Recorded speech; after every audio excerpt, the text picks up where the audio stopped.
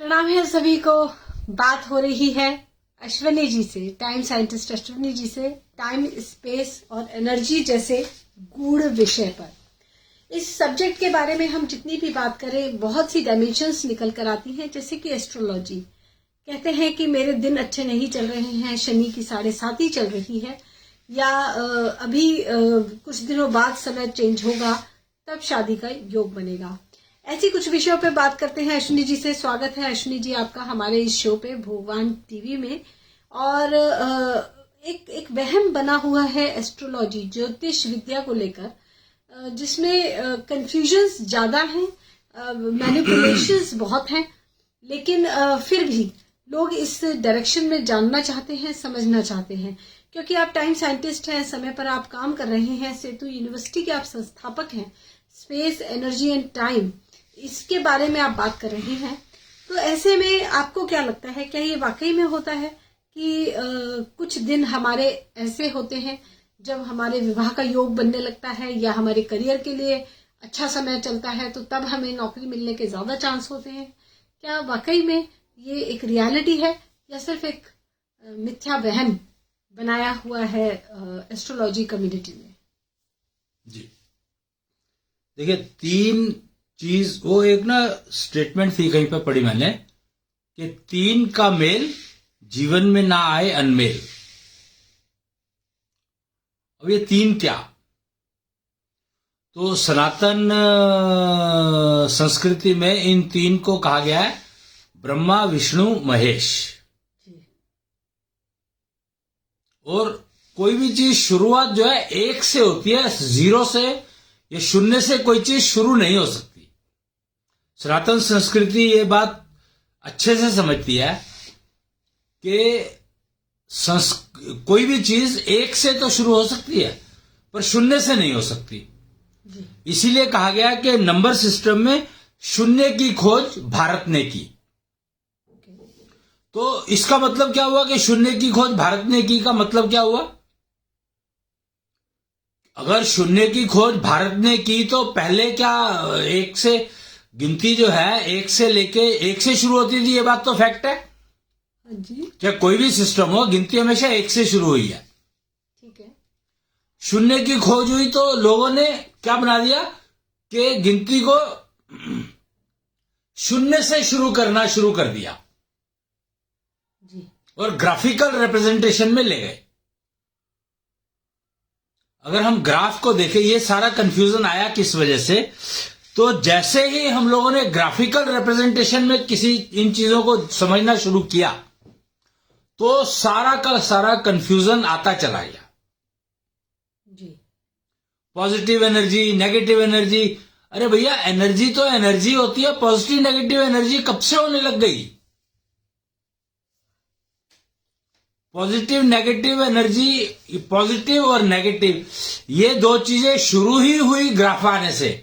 Graph जब तक graph paper नहीं आया था, तब तक आपको पॉजिटिव नेगेटिव नाम की कोई चीज होती नहीं थी। हर चीज पॉजिटिव होती थी। क्यों? क्योंकि एक से शुरुआत होती है और आगे बढ़ते हैं। आप यह कहना चाहते हैं कि -1 -2 नाम का कोई नंबर नहीं होता? कैसे हो जाएगा? पर सारी मैथमेटिक्स इसी आधार पर टिकी हुई है। एग्जैक्टली। तो सारी मैथमेटिक्स ग्राफ के आधार पर बसी है। लेकिन कैलकुलेशंस तो हमें सही मिलती हैं। कौन सी कैसे मिल जाएंगी सही? नेगेटिव डायरेक्शन में अगर चलना शुरू कर दोगे तो तुम्हें क्या मिलेगा? उसको कहानी ये सुना दी ना कि आप चाहे किसी भी दिशा से चलो, पहुंचोगे वहीं। यानी आपके जीवन का लक्ष्य क्या है उसको सोचने की जरूरत नहीं है। आप चलते चले जाओ और लक्ष्य पर पहुंच ही जाओगे। रास्ता चाहे कोई भी पकड़ लो। ऐसा थोड़ी होता है कि आप कोई भी रास्ता पकड़ लोगे तो पहुंच जाओगे। अगर आप कोई भी रास्ता पकड़ते हो और पहुंचने की कोशिश करोगे तो आप घूम फिर के वापस वहीं आ जाओगे। घड़ी को देखो, घड़ी जो है चलती चलती चलती चलती वापस उसी पॉइंट पे रिपीट करती रहती है। इसका मतलब क्या हुआ कि हम लोग उस आदत में पड़ गए कि we learned how to repeat mistakes rather than how to ensure that I don't repeat the mistake. We started repeating mistakes. You understand what I am saying? हाँ, लेकिन ये तो शायद कहा ही गया है ना कि all paths lead to me, सभी रास्ते मुझ तक आते हैं, ये श्री कृष्ण ने स्वयं कहा। सभी रास्ते मुझ तक आते हैं कृष्ण ने कहा, पर तुम्हारे लिए सारे रास्ते बने हैं ये तो नहीं कहा ना उसने। ओके, समझे कि नहीं समझे? उसने ये नहीं कहा कि सारे रास्ते, तुम किसी भी रास्ते को पकड़ लो मेरे पास आ जाओगे। तुम्हारे लिए तुम्हारा रास्ता तुम्हें पिक करना है तो मेरे पास पहुंचोगे तुम, नहीं तो घड़ी की तरह से घूमते रह जाओगे। जो ये 84 लाख योनियों से चक्कर लगा के मनुष्य योनि मिलती है, इस स्टेटमेंट को समझो। ये भी तो कृष्ण ने ही बताई कि तुम 84 लाख योनियों में ही घूमते रह जाते हो। क्यों? क्योंकि you have learn to repeat mistakes. Repeat का मतलब समझो ना, कि आप हर चीज को रिपीट करते जा रहे हो, रिपीट करते जा रहे हो, रिपीट करते जा रहे हो। क्यों? क्योंकि घड़ी जो है हमें दिखा दी गई कि घड़ी रिपीट करती है।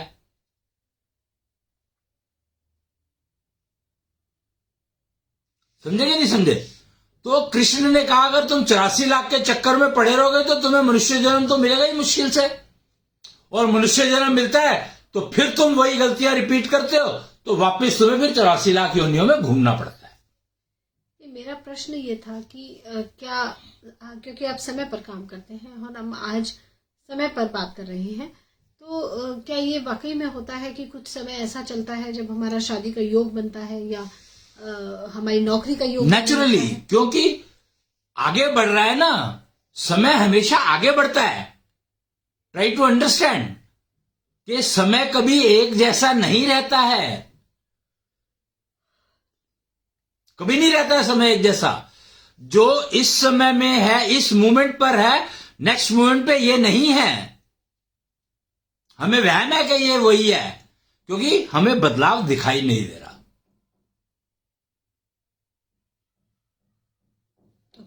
उम्र को आप गिनते हो सालों से, ठीक है? साल से उम्र को गिनते हो, क्योंकि साल के तुमने 365 दिन बना लिए। अब 365 दिन तो तुमने ग्रहों के आधार पर बनाए हैं। तो तुम्हारा उम्र, तुम्हारे लिए उस ग्रह के से क्या मतलब है भाई? ग्रह जो है अपना चल रहे हैं, उनका अपना चाल है, उससे तुमने साल बना करके अपनी उम्र गिननी शुरू कर दी। एक्चुअली रिपीट होता है ना, जैसे जनवरी में एक पर्टिकुलर सीजन आएगा, कुछ द की इज रिपीट। हाँ जी। तो रिपीट का मतलब समझो कि रिपीट कुछ होता नहीं है, और हम लोगों ने स्टेटमेंट क्या यूज करनी शुरू कर दी? History repeats. इसका मतलब क्या हुआ?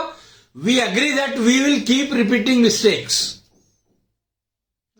लोग कहते हैं कि दूसरों की गलतियों से सीख करके अपने जीवन को सुधारो, और यहां पर आप कह रहे हो कि since history repeats so you are bound to repeat mistakes. ऐसा नहीं होता है। Mistakes, you are not suppose to repeat mistake. नई गलती हो सकती है तुम्हारे से, पर वही गलती अगर बार बार करोगे तो तुम्हारा मनुष्य होने का फायदा क्या हुआ? मानव जन्म मिलता है बड़ी मुश्किल से, कहते हैं इसका उपयोग करो, तो उसका फायदा ही क्या हुआ जो अगर आप वही गलतियां बार बार रिपीट करोगे तो? और वैसे आप जन्म मरण से छुटकारा पाना चाहते हो, मुक्ति और मोक्ष की बात करते हो। धर्म, अर्थ, काम, मोक्ष, इसमें मुक्ति नाम का शब्द गायब हो गया। वैसे हम मुक्ति की बात करते हैं। तो we have got into the tendency of repeating mistakes, which means we are not interested in utilizing human birth. The purpose of human birth we don't want to understand. We don't want to. The moment you start thinking, I want to understand the purpose of my birth, the new horizon will open instantly. Because the first step is that graph does not exist. Nothing starts from zero. Everything starts from me. And we started ignoring me.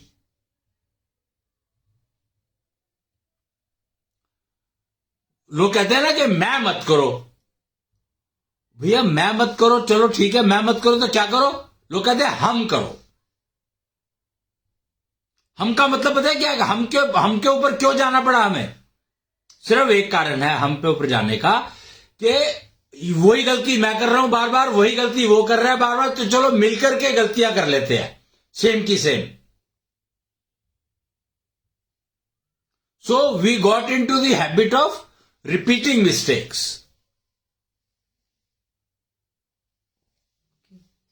The habit of repeating mistakes. तो एक और प्रश्न यहाँ पर अक्सर लोगों के मन में आता है कि जब हमारा समय अच्छा होगा हमें वो जरूर मिलेगा जो हमें मिलना है. यानी कि जब समय अच्छा होगा तो अगर लॉटरी लगनी है तो लॉटरी तो लगेगी. लेकिन बहुत से लोग ऐसा भी मानते हैं कि अगर हम एफर्ट ही नहीं करेंगे, अगर हम लॉटरी का टिकट ही नहीं खरीदेंगे तो हमारी लॉटरी कैसे निकलेगी. करेक्ट. आप जब कह रहे हैं कि हम अपनी मिस्टेक्स को रिपीट ना करें तो यहाँ ये किस तरह से कॉन्टेक्सचुअल है? किस कॉन्टेक्स्ट में आप गलतियों की हर चीज में you migrate from philosophy of हम टू फिलॉसफी ऑफ मुझे. ऐसे आपको बहुत लोग मिलेंगे जो मैं की फिलॉसफी पर चलते हैं. मैं की नहीं, मुझे की फिलॉसफी में. फर्क है दोनों में. मैं की फिलॉसफी और मुझे की फिलॉसफी. व्हाट इज मुझे? मैं मीन्स मेरे को पता ही नहीं है मेरी गलतियां कैसे मैं समझूं. मैं गलती करता हूं, मुझे कैसे समझ में आएगा. ओके. और जब मुझे की बात करते हो तो मुझे क्या चाहिए ये मुझे पता होना चाहिए. ओके. मैं जब तक मैं कहूंगा तो मुझे यही नहीं पता लगेगा मुझे चाहिए क्या. तो मुझे जो चाहिए वो जाके मैं ले लूं. Is this life? That is only life. मुझे जो चाहिए ही नहीं तो मैं लूंगा क्यों. तो ये तो एनिमल्स और ह्यूमन बींग्स में कुछ फर्क हुआ ही नहीं. करेक्ट. क्योंकि एनिमल्स को तो पता ही नहीं है कि उनको चाहिए क्या और क्या नहीं चाहिए. नहीं, they are very clear on it. क्या? जैसे कोई भी चिड़िया है, उसको जब दाना चाहिए, उसको तिनका चाहिए अपने घोंसले के लिए या अपने बच्चों के लिए दाना चाहिए, वॉर्म चाहिए, तो वो जाती है. उस इतनी बड़ी दुनिया में से वो वही पिक करती है जो उसे चाहिए. करेक्ट. और उसको लेकर वो अपना घर बनाती है या अपने बच्चों को खिलाती है, खुद खाती ठीक है. ठीक है. बट अगर हम ह्यूमन बीइंग पैदा हुए हैं और सिर्फ हम इसी पर कंसंट्रेट करें कि मुझे क्या चाहिए, और इसे तो हम उपभोक्तावाद कहते हैं, कंज्यूमरिज्म. आप फर्क समझो. वहां पर वो खरीद के नहीं ला रही है.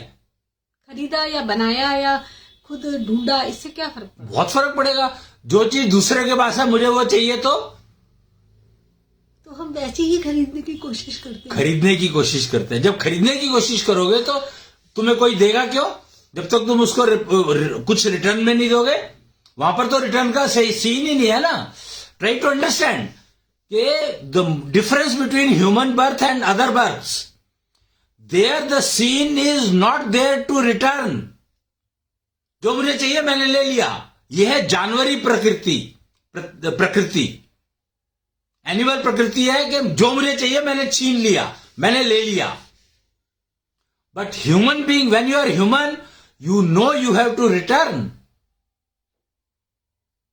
You cannot take just like that कि गए और उठा करके ले आए किसी का कुछ भी. हाँ, तो दिस इज कॉल्ड कंज्यूमरिज्म कि मुझे ये चाहिए, मैंने खरीद लिया. फिर खरीदने के लिए पैसे कहां से आए? दैट्स व्हाट ना, हम लोग पैसे कमाते हैं. तो कमाने कैसे पैसे हैं? अब ये डिसीजन कौन लेगा? कैसा पैसा क्या होता है? पैसा होता है तो चोरी कर लो, डकैती कर लो, वो भी पैसा ही होगा. अश्विनी जी, हमारी सोसाइटी में बहुत ही कम लोग होते हैं जो चोरी या डकैती करते हैं. क्या बात कर रहे हो? कहते हैं शराब पीना सबसे ज्यादा नुकसान देता है. ओके. इज इट चोरी? नहीं, शराब बीच में कहां से आई? अरे बात तो जब तुमने कहा पैसा पैसा होता है तो मैंने कहा कि पैसा होता है, पर चोरी का पैसा, डकैती का पैसा, मेहनत का पैसा, पैसा तो पैसा होता है. चोरी में भी मेहनत है. हाँ, तो इसका मतलब चोरी की जा सकती है. नहीं, चोरी करना गलत है ऑफ कोर्स, लेकिन अब ये क्या लॉजिक हुआ कि गलत है अब फिर भी हम करेंगे? ये तो वो यही ह्यूमन बर्थ की प्रॉब्लम सबसे बड़ी यही है। इसीलिए लोग कहते हैं कि हमें फ्री विल दी क्यों? ह्यूमन बर्थ और एनिमल्स में फर्क क्या है, डिफरेंस कहाँ है? The animals have not to return anything. उनको कर्मफल भुगतने नहीं होते हैं। फर्क समझो कि एनिमल योनि में तुम कर्मफल कमाते नहीं हो, और ह्यूमन बर्थ में तुम कर्मफल कमाते हो। फर्क समझो दोनों को। फ्री विल मिली है तुम्हें तो कर्मफल कमाने के लिए नहीं मिली है, कर्मफल खर्चने के लिए मिली है, जो तुम लेकर आए थे जब पैदा हुए थे तो। और being human you misuse them, you invested those कर्मफल to make so many of them। जबकि एनिमल योनि में आप कर्मफल नहीं कमाते हो, कमा नहीं सकते, कमा ही नहीं सकते। ये बेसिक फर्क है ह्यूमन बर्थ में और एनिमल बर्थ में। Animal means any other birth other than human. कुछ एनिमल्स होते हैं जो सब पर अटैकिंग होते हैं, जैसे उससे कोई फर्क नहीं पड़ता है, कमाते नहीं है वो कुछ भी कर्मफल, वो उतार रहे हैं। बाकी योनियों को भोग योनि कहा गया है और मनुष्य योनि को योग योनि कहा गया है।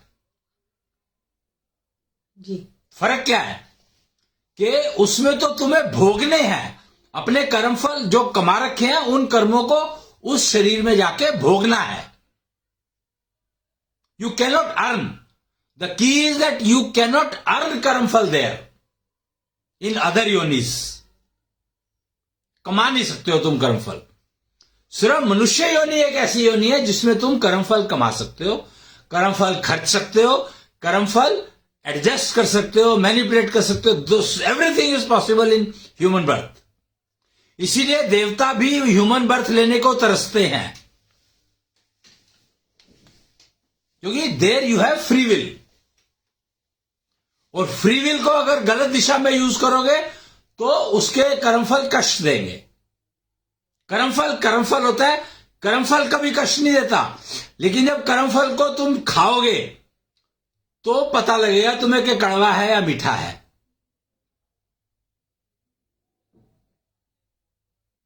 कर्मफल तो मिल गया, पर the day you use that कर्मफल will give you the results. कड़वा है या मीठा है? कड़वा होगा तो कष्ट देगा, मीठा है तो आनंद देगा। ओके जी।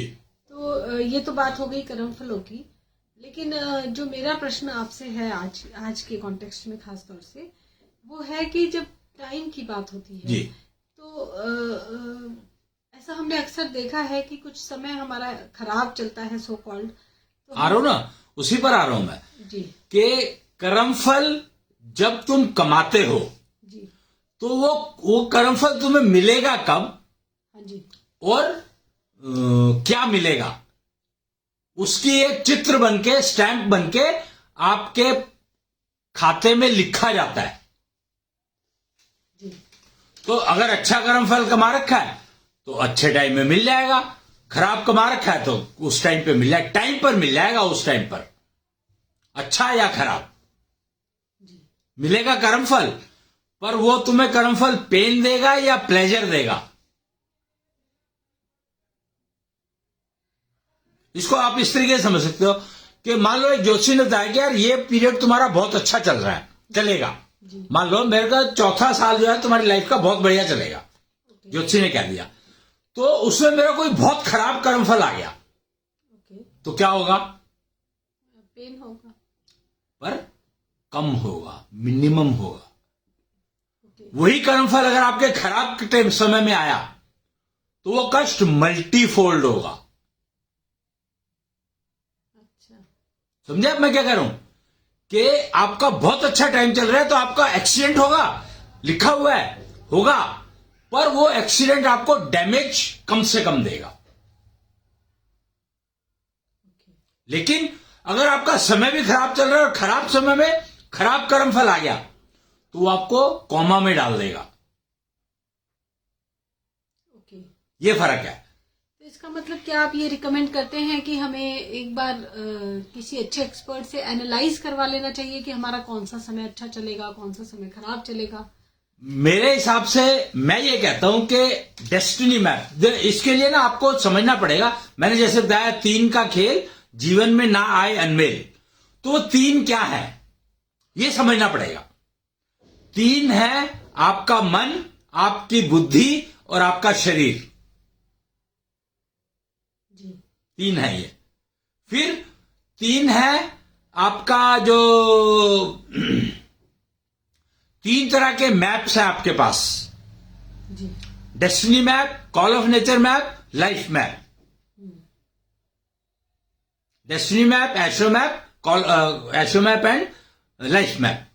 3 तरह के मैप है आपके पास। तो अगर आप अपनी 3 चीजों को, यानी मन, बुद्धि और शरीर, और 3 मैप्स को अच्छे से समझते हो, समझ लोगे तो आपके जीवन में कष्ट आएगा नहीं।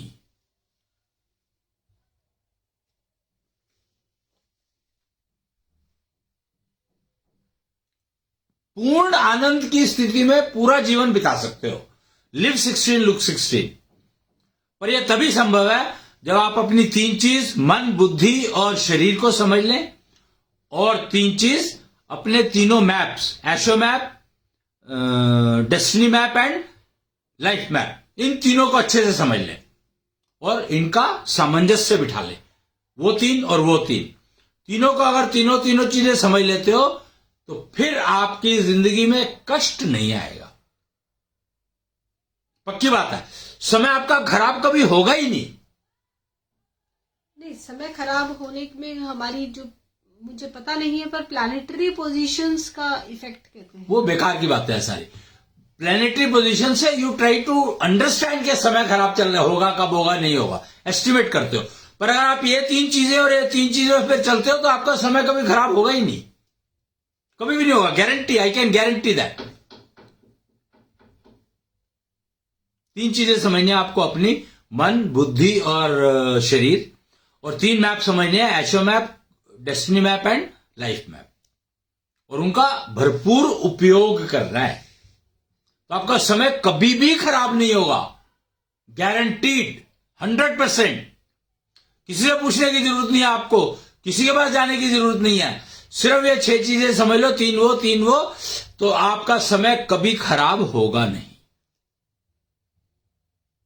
जी। तो अश्विनी जी, अब यहाँ पे स्पेस और एनर्जी की भी बात साथ में जोड़ लेते हैं। हमारी डेस्टिनी मैप से, हमारी एस्ट्रो मैप से, हमारी लाइफ मैप से हमें समझ में आ सकता है कि हमारा कौन सा समय अच्छा है, कौन सा समय खराब। अब ऐसे में स्पेस और एनर्जी का क्या रोल रहता है हमारे अच्छे समय में या खराब समय में? क्या ऐसा होता है कि हमारा एनर्जी लेवल अपने आप लो हो जाएगा? बड़े आसान है, just try to learn procedures के जब तुम्हारा एनर्जी लेवल कम, उसको मेजर करते रहो टाइम टू टाइम कि एनर्जी लेवल गिर तो नहीं रहा, गिर रहा है तो प्रोसीजर अडॉप्ट करके उसको वापस रिप्लेनिश कर लो। सिंपल। स्पेस, आपकी बॉडी में से स्पेस अगर कम हो रहा है तो इसका मतलब कोई प्रॉब्लम आने वाली, उस स्पेस को रिकवर कर लो, दैट्स इट। ओके। तो ये क्या ऑटो मोड में कम होने लगता है? एजिंग, जैसे जैसे एज बढ़ेगी आपका समय तो बढ़ रहा है ना, you are moving forward, always moving forward. कभी तुमने देखा है कि जिंदगी पीछे जाती हो? अगर स्पेस कम होने लगता है हमारी लाइफ में, जिसको हम आकाश तत्व की बात कर रहे हैं, तो भी आपने बताया कि बॉडी में एजिंग का इफेक्ट पेन दिखने लगेगा। पेन। और अगर एनर्जी लेवल कम होता है तब भी हमें पेन होता है? नहीं, एनर्जी लेवल होता है तो कम होता है तो पेन नहीं होता है। तो पेन तभी होता है जब स्पेस में डिस्टर्बेंस आती है तो। आकाश तत्व। हाँ, ओके। पेन तभी होता है। Energy is to recover from that pain actually. Okay. तो अगर एनर्जी लेवल भी, वही बात है ना, मैंने बताया ना कि खराब समय में खराब कर्मफल आ गया। हाँ जी। इसका मतलब क्या हुआ कि इतना पेन होगा कि हमारे लिए उठना मुश्किल हो जाएगा। स्पेस भी कम हो गई और एनर्जी लेवल भी कम हो गया। अच्छा, खराब समय का मतलब है स्पेस और एनर्जी लेवल ऑटो मोड में कम रहेंगे। यस। ओके। खराब समय और खराब कर्मफल दोनों आ रहे हैं तो दोनों चीजें लो हो जाएंगी। अच्छा, तो अश्विनी जी, ये आपने जो ये अभी यूनिवर्सिटी शुरू की है सेतु नाम से जी। इसका क्या रेलेवेंस है, इसकी क्या बेनिफिट है, किस तरह के लोगों को इसका बेनिफिट होगा जो कोर्सेज आप लॉन्च कर रहे हैं? इसका बेनिफिट हर इंडिविजुअल को होगा जो भी कर ले, because this university is talking about 3 points, your mind, body and brain, जी, and it is talking 3 points: Asho map, destiny map and life map. So procedure, then there are procedures available which will be taught during the course according to your life map, according to your Asho map, according to your destiny map, and according to your mind, according to your brain, according to your body. okay, So you have to practice them.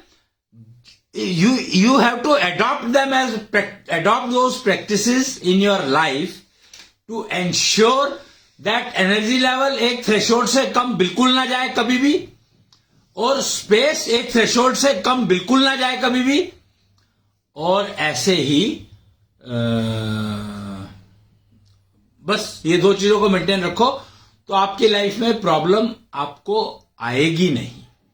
मैं यहां पर ये कह रहा हूं कि problem आएगी नहीं का मतलब है प्रॉब्लम आएगी तो सही, डेस्टिनी मैप जो कह रहा है वो होगा तो सही, पर आपको नुकसान नहीं देगा। आपके स्पेस को इतना कम नहीं करेगा कि आप कष्ट में आ जाओ, या आपके एनर्जी लेवल को इतना लो नहीं करेगा कि आप कष्ट में आ जाओ। तो ये पुट टुगेदर जो आपने इन टॉपिक्स पर आप बात करनी शुरू की है, ये अब हमारे ही पेन के लेवल को मिनिमाइज करने के लिए है। एग्जैक्टली ये तो बात हो गई पेन की, क्योंकि पेन नेचुरली आज की दुनिया में तकरीबन सभी लोग समझते भी हैं और फील भी करते हैं। बात करते हैं प्लेजर की। किस तरह का प्लेजर हम अपनी लाइफ में एनहांस कर सकते हैं, बढ़ा सकते हैं या इंड्यूस कर सकते हैं? Relationship pleasures. Pleasure is always when 2 people talking sense. दोनों बड़े अच्छे से बात कर रहे हैं और उनको आनंद आ रहा है बात करने में। Okay. That is pleasure. Society. When we are talking of pleasure, then it is society. अभी तक जो मैं बात कर रहा था that was individual. But now I am talking society. So pleasure is all about society. मैंने वो देखा, मुझे बहुत ही आनंद आया देख करके। यानी वो कहते हैं ना, कोई स्मेल आई, खुशबू आई और उससे मेरा मन पुलकित हो गया, खुश हो गया, प्रसन्न हो गया, या वो स्मेल आई वो इतनी गंदी थी कि मेरा मन बहुत दुखी हो गया, परेशान हो गया। वो स्मेल कहां से आई? किसी दूसरे से आई ना। हाँ जी।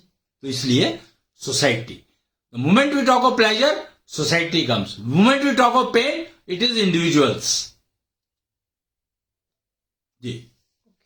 तो pleasure is all about relationships. जो भी हमारे रिलेशनशिप्स हैं, फैमिली में या प्रोफेशनल, सभी तरह के रिलेशनशिप्स में एक प्लेजर आने लगेगा अगर हम टाइम को ठीक तरह से यूज करना सीखें। अपने टाइम को ठीक यूज करना है, एनर्जी लेवल को लो नहीं होने देना है और स्पेस को कम नहीं होने देना है। स्पेस को कम नहीं होने देना है। तो एक अच्छी लाइफ विदाउट पेन और with lot of pleasure we can enjoy if we use time, space and energy intelligently. Ashwini ji, क्या किसी तरह की कोई केस स्टडी आप हमारे साथ डिस्कस कर सकते हैं कि कोई पर्सन जिन्होंने आपकी यूनिवर्सिटी या आपके कोर्स? नहीं, ये तो अभी शुरू किया मैंने, पर we have been testing this technology called Shankh technology. हाँ जी। which we are using since 2004 या 5. Okay, 20 years back. हाँ, so शंख technology is actually convert your waste into energy. And once you are able to convert your waste into energy, your waste into your energy, so you will never have energy low. Low energy तुम्हारी कभी होगी नहीं।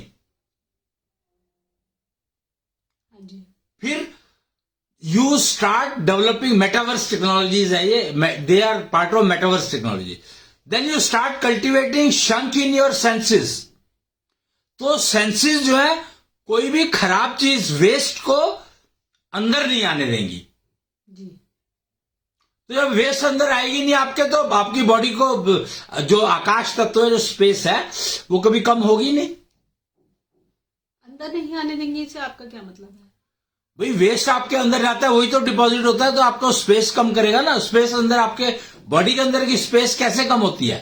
पर waste अंदर जाने के तो बहुत सारे फैक्टर्स हैं, जैसे कि पोल्यूशन है या ओहो, सवाल ये नहीं है कि क्या है, सवाल ये है कि मेरे अंदर नहीं जाना चाहिए। जो मार्केट में, उसको छोड़ो ना। You bother about yourself के this waste should not get into me, so put a शंख देयर।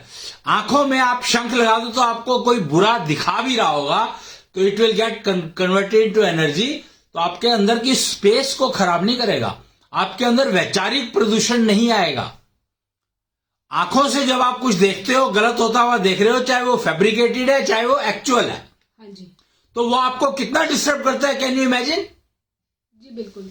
तो वो डिस्टरबेंस आपको नहीं होगी अगर आपने वो शंख अपनी आंखों के आगे बिल्ड कर लिया है तो। अच्छा, जैसे छोटे बच्चे होते हैं, कई बार वो हॉरर फिल्म्स देखकर या ज्यादा एक्शन देखकर डिस्टर्ब हो जाते हैं। करेक्ट। तो छोटे बच्चे को कोई भी हो सकता है, इसमें छोटे और बड़े से कोई कनेक्शन नहीं है। जी बिल्कुल जी। ओके। तो अश्विनी जी, एक नया ही सिस्टम है जिसके बारे में आप टोटली बात कर रहे हैं, टाइम स्पेस एंड एनर्जी और शंख टेक्नोलॉजीज। अपने लिए अंदर एक शंख हम बिल्टअप कर लें तो वेस्ट हमारे अंदर डेवलप ना हो। आकाश तत्व की बात आप बहुत ही अलग तरीके से हमारे सामने रख रहे हैं। वेस्ट हमारी बॉडी में इकट्ठा होता है तो स्पेस कम होता है, आकाश तत्व डिस्टर्ब होने लगता है एंड एनर्जी लेवल लो होता है, तो नेचुरली हमारे डिस्टर्बेंसेस लाइफ में बढ़ती हैं, जो कि जरूर हम जी पेन कहते हैं। जी। तो एक जनरल मैसेज सोसाइटी को, जो जैसे कहते हैं ना कि हम किसी डॉक्टर से बात करते हैं तो जनरल टिप्स हम उनसे लेने की कोशिश करते हैं, इस तरह के जनरल टिप्स आप क्या देना चाहते हैं सोसाइटी को, खासतौर से हमारी यंग कम्युनिटी को? किस तरह से वो अपनी लाइफ में प्लेजर्स को इम्प्रूव कर सकते हैं, बेटर कर सकते हैं? स्टॉप रिपीटिंग मिस्टेक्स और start learning from others mistake and you don't repeat it. मैं हमेशा कहता हूं कि दोष दूसरों के देखो और उन्हें अपने अंदर मत आने दो, क्योंकि अपने दोष कभी दिखाई नहीं देते। हाँ जी। अगर आप मिरर में भी खड़े हो जाओगे तो आपका लेफ्ट हैंड जो है राइट हैंड दिखाई देगा, तो मिरर आपको झूठ बोल रहा है। Try to understand what I am saying. Don't depend on mirror, mirror is lying to you.